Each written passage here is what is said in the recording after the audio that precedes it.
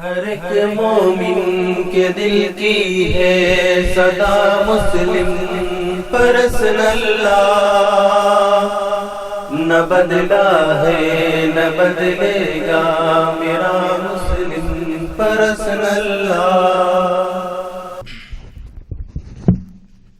الحمدللہ نحمده ونستعینه ونستغفره ونؤمن به ونتوکل علیہ ونعوذ باللہ من شرور انفسنا ومن سیئات اعمالنا، من یهده اللہ فلا مضل له ومن یضللہ فلا ہادی له، ونشهد ان لا الہ الا اللہ وحدہ لا شریک له، ونشهد ان سیدنا ومولانا محمدا عبدہ ورسولہ۔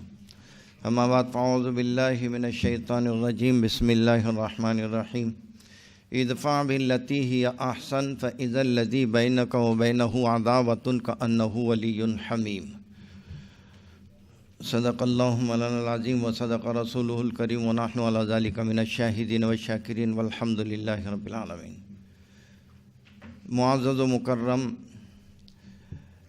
سامعین کرام، خاص طور پر ہمارے اسٹیج پر تشریف فرما مسلم فضلہ بورڈ کے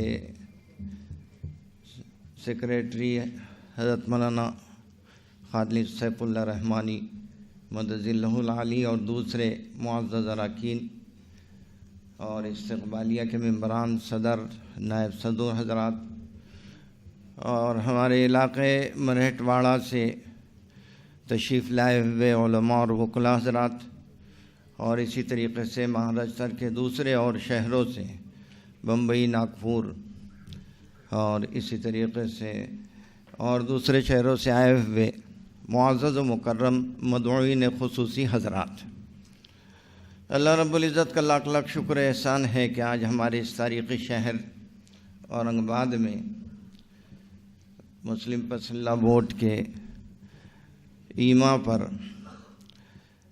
ہم لوگ اس تفہیم شریعت کے 2 روزہ ورکشاپ کی پہلی نشست میں بیٹھے ہوئے ہیں۔ اللہ رب العزت ہمیں اس کی قدر و منزلت سمجھنے کی جو ہے توفیق عطا فرمائے۔ ابھی مولانا اسد الحسن صاحب نے جو ایک تفصیلی خطبہ آپ کے سامنے رکھا ہے، اس میں تفہیم شریعت کے بارے میں بھی مختصراً کیا بلکہ تفصیل سے اس کی غرض و غایت آپ کے سامنے رکھی۔ حضرت مولانا خالد سیف اللہ رحمانی پورے ملک میں اس تفہیم شریعت کے ورکشاپ منعقد کر رہے ہیں۔ ان سے بات ہوئی تو انہوں نے کہا کہ بھئی آپ کے یہاں بھی یہ جو ہے ورکشاپ رکھا جائے، تو ہم نے ان کے ایما پر یہ 2 روزہ ورکشاپ رکھا ہے۔ اب ایک مسئلہ یہ ہے کہ بھئی تفہیم شریعت کس کو سمجھائی جائے، اور اس سمجھانے کے مقصد کیا۔ ظاہر سی بات ہے علماء اور وکلاء یہ 2 طبقے ایسے ہیں کہ جن کا تعلق نہ صرف مسلم جو ہے کہ سبھی طبقات سے، بلکہ وکلاء حضرات کا اور دوسرے مذاہب کے تمام ہی لوگوں سے ہوتا ہے۔ اور بعض مرتبہ کسی اسلامی حکم کے بارے میں یا مسئلے کے بارے میں بروقت اگر کوئی جو ہے شرعی وضاحت پورے طور پر نہ کی جائے تو اسلام کے بارے میں غلط فہمیاں پیدا ہوتی، اور انہی غلط فہمیوں کی وجہ سے آج ایک مسئلہ عورت کے ساتھ عدل و انصاف کا پورے ہندوستان میں نہیں پورے عالم میں موضوع بحث بنا ہوا ہے۔ اور دوسرے مذاہب کے لوگ یہ سمجھتے ہیں یا سمجھنے کے بعد یہ کہتے ہیں کہ بھئی عورت کے ساتھ اسلام نے انصاف نہیں کیا، بلکہ عورت پر ظلم اسلام میں ہے، اور یہ طلاق ثلاثہ اور تعدد ازدواج اور حلالہ اور لے پالک ان مسائل کو موضوع بحث بنایا جاتا ہے، اور سطحی انداز میں اس پر بحث کی جاتی ہے اور لوگوں کے سامنے یہ بات رکھی جاتی ہے کہ دیکھیے کیا ہے عورت پر ظلم. 3 طلاق ایک مرد دے دیتا ہے ایک لفظ کے ساتھ، میں نے 3 طلاق دیا. اب وہ عورت ماری ماری پھرتی ہے، اس کا کوئی پرسان حال نہیں. اس کے نفقے کے سلسلے میں اگر حکومت یا یہ جو ہے قانونی اعتبار سے یہ کہا جاتا ہے کہ بھی دوسری شادی ہونے تک کہ اس کو نفقہ دیا جائے، تو مسلمان اس کے خلاف آواز اٹھاتے ہیں کہ بھئی یہ شریعت میں مداخلت ہے. تو کہنے کا وہاں حاصل یہ کہ جیسے عورت کے سلسلے میں کہ بھئی عورت پر بڑا ظلم اسلام میں روا رکھا گیا ہے. حالانکہ دوستو یہ ایک واضح مسئلہ ہے کہ عورت کی جتنی داد رسی کہیے یا سرپرستی کہیے یا ولایت کہیے یا اعزاز اور اکرام کا مقام کہیے، اسلام نے جو دیا ہے کسی اور مذہب میں وہ چیز نہیں. اگر عورت بچی کی شکل میں ہے والدین کی سرپرستی میں موجود ہے. جب اس کی شادی ہو جاتی ہے تو شوہر سے جب اس کا رشتہ جو ہے قائم ہوتا ہے تو ایک خطیر رقم مہر کی شکل میں وہ اپنے ذمہ لازم کر لیتا ہے. نقد اگر دینا ہے تو اسی وقت ادا کر دیتا ہے یا وہ دینے کا وعدہ کر لیتا ہے. اور یہی نہیں، نفقہ اور جو ہے سکنا وہ سب اس کے ذمہ آ جاتا ہے. اور والدین اس کو آئندہ کی زندگی گزارنے کے لیے جہیز کی شکل میں تمام ضرورت کی چیزیں جو ہے اس کو دے دیتے ہیں. اب یہ مسئلہ الگ ہے کہ بھئی جہیز کا ثبوت ہے کہ نہیں ہے، یہ اپنی جگہ پر مسئلہ ہے. اور پھر یہ کہ اگر طلاق کی شکل بھی ہوتی ہے تو طلاق کے بعد یہ نہیں ہے کہ اس کو چھوڑ دیا جاتا ہے، بلکہ اس کو نفقہ عدت ملتا ہے. اور اگر اولاد ہے تو حضانت کی شکل میں 7 سال تک لڑکے کو اور بالغ ہونے تک کے لڑکی کو جو ہے اس کے حضانت کا اس کو حق حاصل ہے. اور حضانت کے اخراجات کے طور پر جو ہے اس بیوی کو بھی جو ہے خرچ جو ہے شرعی اعتبار سے دیا جائے گا جب تک کہ بچے بالغ نہیں ہو جاتے ہیں. اب اگر کبھی کسی کا انتقال ہوتا ہے، والد کا انتقال ہوا، تو اس میں یہ نہیں کہ صرف لڑکوں ہی کو میراث ملے گی، لڑکیوں کو بھی میراث ملے گی. اور عورت کی اگر آپ شکل دیکھیں تو عورت ہر جگہ جو ہے میراث کی حقدار ہے.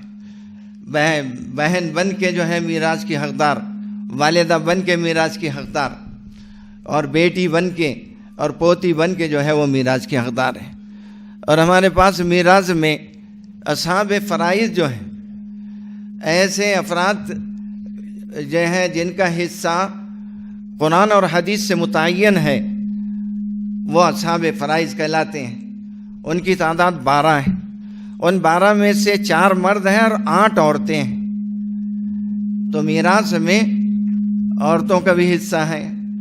اور یہ کہ بھئی عورت ہر صورت میں جو ہے میراث میں جو ہے حصہ پائے گی.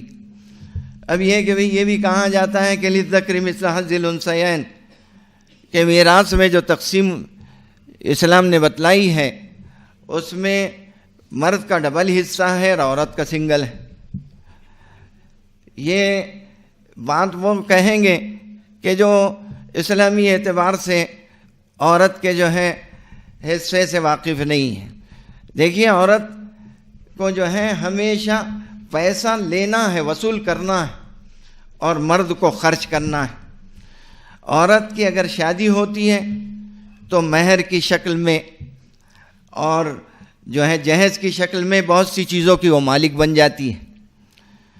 اسی طریقے سے جو ہے اگر مرد ہے تو مرد کو تو اپنی بیوی کا نفقہ لازم ہے اور اولاد کا نفقہ لازم ہے، جبکہ عورت کے خود کا اس کا نفقہ بھی اور اولاد کا نفقہ بھی شوہر کے ذمہ ہے.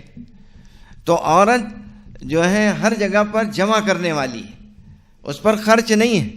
اور مرد ہر جگہ خرچ کرے گا. اور والدین کی شکل میں اگر ہے تو اپنے بچوں پر اولاد پر خرچ کرے گا. شوہر کی شکل میں مرد ہے تو اپنی بیوی پر اور اولاد پر خرچ کرے گا. بھائی ہے تو بہنوں پر اور اپنے متعلقہ جو ہے تمام ہی لوگوں پر خرچ کرے گا۔ اس وجہ سے اسلام نے مرد کو ڈبل حصہ دیا اور عورت کو سنگل حصہ دیا کہ اسے ہر جگہ جمع کرنا ہے، اس کے پاس مال آئے گا، اس وجہ سے اسے ڈبل کی ضرورت نہیں ہے، اور مرد کو خرچ کرنا ہے، اس وجہ سے اس کو ڈبل حصہ دیا گیا ہے۔ تو کہنے کا حاصل یہ کہ عورت کی جتنی سرپرستی اور عورت کا جتنا لحاظ اسلام نے کیا اور دوسرے مذہبوں میں یہ چیز موجود نہیں ہے۔ ہمارے پاس میراث کی جو تقسیم ہوتی ہے اس کے 6 حصے متعین ہیں، نصف، ربع اور ثمن، آدھا، 1/4 اور 1/8، یعنی آدھا بولے تو ہاف، 1/4 اور 1/8، اور اسی طریقے سے ثلث، ثلثان، سدس، ثلث بولے 1/3، 2/3 اور 1/6۔ اس میں سے 2 بڑے حصے نصف اور ثلثان یہ عورت جو ہے اس کی حقدار بنے گی، نصف اور ثلثان کبھی بھی مرد کو نہیں ملے گا۔ تو یہ اسلام نے عورت کا اتنا لحاظ کیا کہ تقسیم ترکہ میں یہ جو 2 بڑے حصے ہیں وہ ہمیشہ عورت کو ملیں گے۔ تو کہنے کا حاصل یہ کہ یہ عام طور پر یہ جو ہے بات چلائی جاتی کہ بھئی اسلام میں عورت پر ظلم کیا، تو اب یہ چیز ہم کیا سمجھانے کے لیے یہ تفہیم شریعت ہے کہ وکلاء اور علماء پہلے یہ ساری چیزوں کو سمجھ لیں، شرعی احکام کو سمجھ لیں، تحکیم کسے کہتے ہیں اور تحکیم میں کن افراد کو جو ہے حکم بنایا جائے گا۔ ہمارے مسلم معاشرے میں جب تحکیم کا مسئلہ آتا ہے تو 2 مرد، ایک مرد کی طرف سے اور ایک عورت کی طرف سے حکم بنائے جاتے ہیں، لیکن وہ پہلے سے یہ طے کر لیتے ہیں کہ اگر میرے سامنے مسئلہ فلاں آئے گا تو میں اس کا یہ جواب دوں گا، اور جمع کی شکل اگر وہ یہ پیش کریں گے تو میں جو ہے اس کو اس طریقے سے رد کروں گا۔ یعنی پہلے سے وہ پلان یہ بنا کے آتے ہیں کہ جو ہے جو شخص مرد کی طرف سے آئے اس کی کوئی بات مانی نہ جائے، اس کا مقابلہ کیا جائے، اس کا رد کیا جائے۔ حالانکہ قرآن یہ کہتا ہے کہ یریدا اصلاحا یوفق اللہ بینہما، کہ یہ حکمین اگر کبھی آپس میں اصلاح چاہیں اور اصلاح کے ارادے سے آئیں تو اللہ ان کو اصلاح کی توفیق دیں گے۔ تو کہنے کا حاصل یہ کہ اب یہ تحکیم بناتے وقت اس کا خیال رکھنا ضروری کہ ہم جن افراد کا انتخاب کر رہے ہیں وہ افراد ملانا چاہتے ہیں یا توڑنا چاہتے ہیں۔ اب وہ پہلے ہی سے اگر توڑ کا مسئلہ اپنے ذہن میں لے آئیں گے تو تحکیم صحیح نہیں ہوگی۔ اسی طریقے سے بہت سے مسائل ایسے ہیں جو تفہیم شریعت، اب یہاں شریعت سے مراد پوری شریعت نہیں ہے، بلکہ شریعت سے مراد وہ مخصوص مسائل جو مسلم پرسنل لاء کے نام سے جو ہے متعین ہے، طلاق، خلا اور میراث اور جو ہے وراثت اور ہبہ وغیرہ، یہ سب مسائل ہمارے علماء کے سامنے رہیں اور وکلاء حضرات کے سامنے رہیں، اور ان کے شرعی دلائل سب موجود ہوں، اور اس کے علاوہ عقلی انداز میں ہم ان کو کس طریقے سے سمجھا سکتے ہیں۔ دوستو ایک بات ذہن میں رکھیں کہ جب ہمارے سے کسی جو ہے اسلام کے بارے میں اگر کوئی سوال کرے اور کوئی چیز معلوم کرنا چاہیں تو اگر ہم اس کا اچھے سے جواب دے دیں تو اللہ رب العزت اس اچھے سے جواب دینے کی وجہ سے اس کے اگر قسمت میں ہدایت لکھی ہے اس کو ہدایت مل جائے گی۔ اسی کو قرآن نے جیسے ذکر کیا کہ اگر کبھی ہم ادفع باللتی ہی احسن، کہ اگر ہم اچھے سے جواب دیں احسن طریقے سے، فَإِذَا الَّذِي بَيْنَكَ وَبَيْنَهُ عَدَاوَةٌ، تو وہ شخص کے جس کے اور آپ کے درمیان میں ایک عداوت کا ماحول ہے اور وہ مخالف ہے، اسلام کا مخالف ہے، آپ کا مخالف ہے، لیکن اسلام کے موضوع پر بات کر رہا ہے، تو فَإِذَا الَّذِي بَيْنَكَ وَبَيْنَهُ عَدَاوَةٌ كَأَنَّهُ وَلِيٌّ حَمِيمٌ، اگر آپ اس کو اچھے سے جواب دے دیں اور جو ہے شرعی اور عقلی انداز میں اس کو سمجھا دیں تو وہ شخص جو آپ کا جو ہے دشمن ہے وہ اچھے سے اس جواب دینے کی وجہ سے جو ہے کأنہ ولی حمیم، وہ آپ کا پکا دوست بن سکتا ہے۔ یہ قرآن نے ذکر کیا ہے۔ تو کہنے کا حاصل یہ کہ اس تفہیم شریعت کے ذریعے سے جو ہے وہ جو ہے مسائل کہ جو مسلم پرسنل لاء کے ذیل میں آتے ہیں ان پر ہم جو ہے دلائل کے اعتبار سے پوری معلومات جو ہے لے لیں اور اس کو اچھے انداز میں پیش کرنے اور عقلی انداز میں پیش کرنے کے جو ہے بارے میں ہمارے اکابر کی دی ہوئی ہدایات اور اکابر کی دی ہوئی چیزوں کو جو ہے سامنے اگر رکھیں. حضرت مولانا اشرف علی صاحب تھانوی رحمۃ اللہ علیہ ہمارے بزرگوں میں سے گزرے ہیں. انہوں نے جو ہے کتاب اس پر بڑی اچھی جو ہے المسائل النقلیہ فی دلائل العقلیہ کر کے جو ہے لکھی ہے. اس میں تمام شرعی احکامات کی حکمتیں علتیں یہ بیان کی گئی ہیں. تو کہنے کا ماحصل یہ ہے ہمارے حاضرین کرام کہ اس تفہیم شریعت ورکشاپ میں انشاءاللہ ہم دو روز یہیں جو ہے بیٹھ کر حضرت مولانا خالد سیف اللہ رحمانی اور اسی طریقے سے اور دوسرے ہمارے آئے ہوئے مہمانوں سے جو ہے وہ تفصیلی انداز میں جو ہے وہ سارے مسائل کو سنیں گے. اور حضرت نے بطور خاص جو ہے وقفہ سوالات بھی رکھا ہے. جو ہے کوئی چیز اگر جو ہے ہمارے ذہن میں نہ رہے یا کوئی خلیش اگر دل میں پیدا ہو تو ہر جو ہے مذاکرے کے بعد اور ہر موضوع کے معلومات دینے کے بعد حضرت مولانا اس کا انشاءاللہ جواب دیں گے. اس وجہ سے میں حاضرین سے نہایتی ادباً یہ گزارش کروں گا کہ اس 2 روزہ ورکشاپ میں آپ جو ہے حاضر رہیں اور جو ہے اس ورکشاپ سے پورے طور پر جو ہے فائدہ اٹھائیں.